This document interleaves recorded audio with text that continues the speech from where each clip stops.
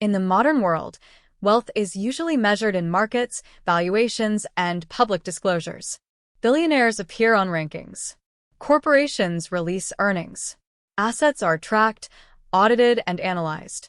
But there exists a form of power that doesn't appear on any financial list, a world where influence replaces ownership and authority outweighs liquidity.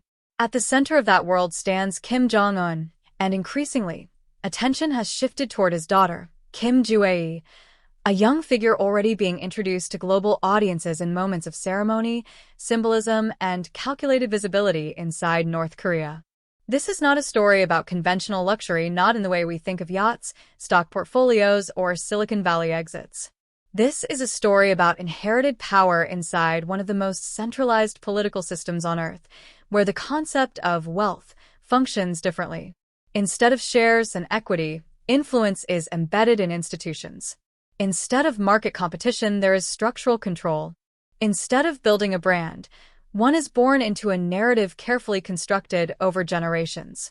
Why does this matter today? Because the 21st century is forcing us to rethink what wealth truly means. Is it money? Is it access? Or is it the ability to shape reality for millions without ever appearing on a balance sheet? The emergence of a next-generation figure in such a system offers a rare lens into how authority, legacy, and perception intersect.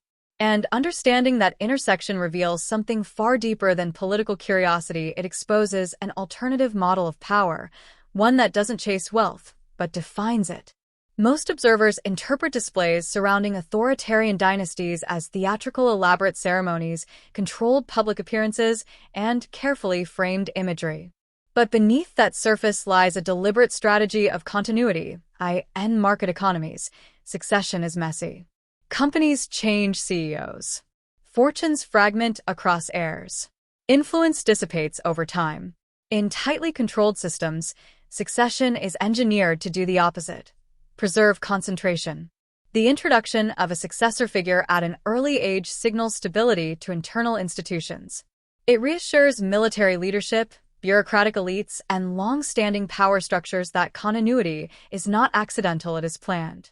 This creates a form of perceived wealth that cannot be calculated in dollars. It is the wealth of permanence. Unlike celebrity families who must reinvent relevance with every generation, dynastic political systems attempt to institutionalize relevance itself. Education, symbolism, and exposure are orchestrated not to entertain the public, but to normalize the idea of inherited authority. What appears unusual to the outside world functions internally as a long-term investment in legitimacy. This is the hidden truth. In such environments, power behaves like a sovereign asset class. It is cultivated, protected, and transferred with far more intentionality than most private fortunes. And that makes it, in some respects, more durable than financial wealth that depends on markets, innovation cycles, or consumer trends. To understand this model, we must separate three concepts often confused: money, control, and narrative. Money is transactional. It can be gained, lost, taxed, or redistributed. Control is structural. It governs institutions, resources, and decision-making channels. Narrative is psychological. It shapes how populations interpret authority, identity, and national direction. In highly centralized systems, the second and third elements dominate.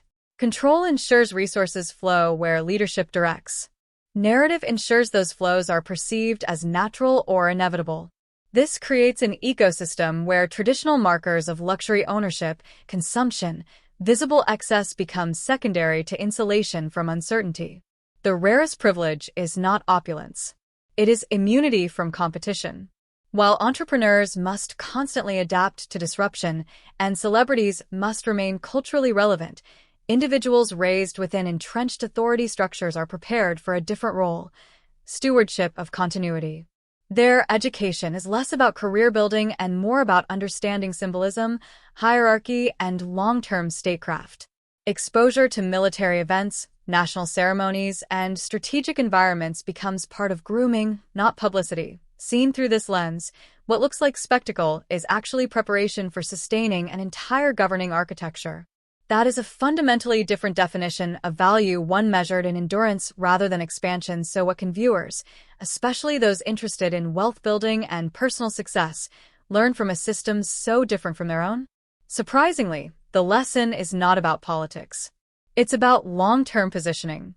Highly successful families, businesses, and institutions that endure across generations think less about short-term profit and more about continuity.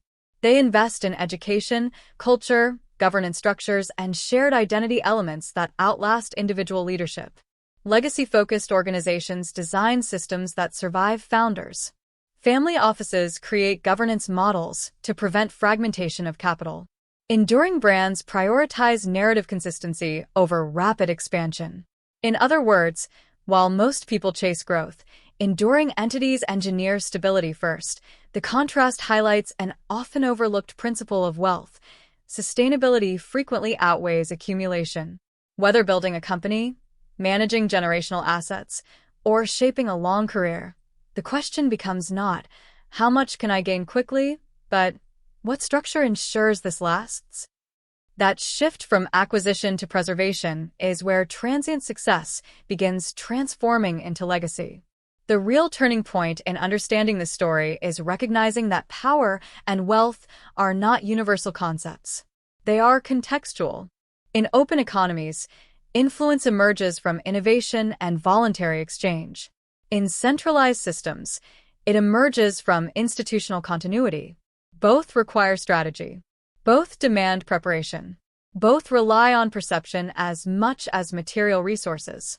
For viewers seeking to build meaningful success, the takeaway is neither imitation nor comparison. It is awareness. Every system, whether a nation, a corporation, or a personal career, runs on design. Those who think generationally make decisions differently. They build frameworks instead of chasing moments. They value durability over spectacle. True influence, regardless of geography, comes from aligning resources, narrative, and time horizon. And that is the deeper lesson hidden beneath headlines. Lasting authority is never accidental.